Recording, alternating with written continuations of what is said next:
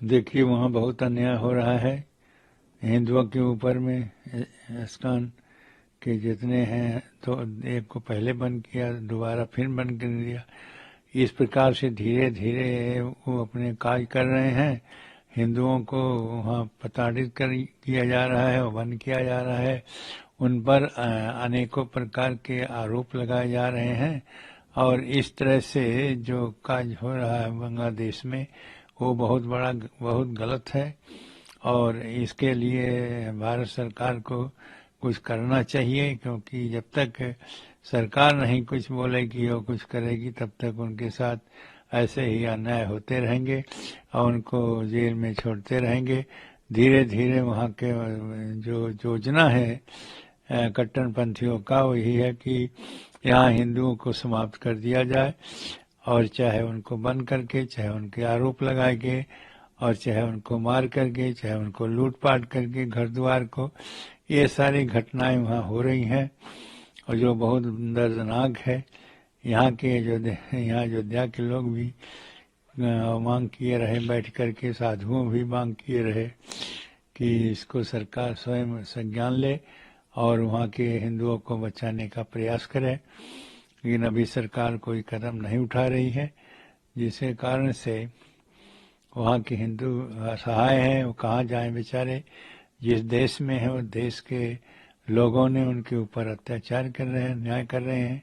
उसके साथ में सरकार का, वहाँ की सरकार के, वहाँ की पुलिस के भी उनको सहयोग मिल रहा है और इस तरह से जो घटनाएं हिंदुओं के ऊपर दुर्व्यवहार हो रहा है वो बहुत दुखदायी है। यहाँ पर हम श्रीमद् भागवत कथा करेंगे। बाबा काशी विश्वनाथ भोलेनाथ बाबा कोटि कोटि नमन करते हैं। यहाँ के सभी विद्वानों को अनंत अनंत नमन करते हैं, वो आशीर्वाद दें और उन सबसे एक प्रार्थना करते हैं कि हमें ऐसा आशीर्वाद दें जिससे सनातन बोर्ड सनातन धर्म की सुरक्षा के लिए निर्मित हो सके, क्योंकि यहाँ के विद्वान और बाबा की कृपा अगर हमारे ऊपर हो जाएगी और यहाँ के तो सांसद ही हमारे प्रधानमंत्री हैं, तो यहाँ की कृपा के कारण ही सनातन बोर्ड का निर्माण होगा। हम प्रार्थना करते हैं कि वो बन जाए।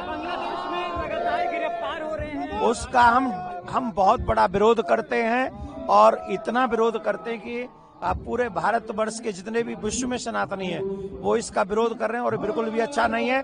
बांग्लादेश की सरकार को सचेत होना चाहिए और अगर वो नहीं बचा सकती हिंदुओं को तो हिंदू धर्म एक हिंदू राष्ट्र अलग से उसी बांग्लादेश में बना। से आप देखेंगे शेख हसीना की सरकार गिरी तब से आतंकवादी मोहम्मद यूनिस निरंतर बलि चढ़ा रहा है हिंदुओं की। आज उस बलि पर कोई नहीं बोल रहा है। आज धर्म निरपेक्षता की कोई कहीं बात नहीं की जा रही है, क्योंकि ये लोग मान चुके हैं कि ये पाकिस्तान और बांग्लादेश इस्लामिक राष्ट्र है, लेकिन भारत हिंदू राष्ट्र नहीं हो सकता। हिंदू राष्ट्र की बात भारत में किया जाना यह सबसे बड़ा अपराध है। अगर आप हिंदू राष्ट्र, हिंदू एकता, संगठित हिंदू की बात करेंगे, भारत में लोकतंत्र और संविधान की बात करेंगे, तो आप धर्म निरपेक्षता के सबसे बड़े दुश्मन हैं। आप मजहबी आतंकवादियों के खिलाफ खड़े हो जाते हैं।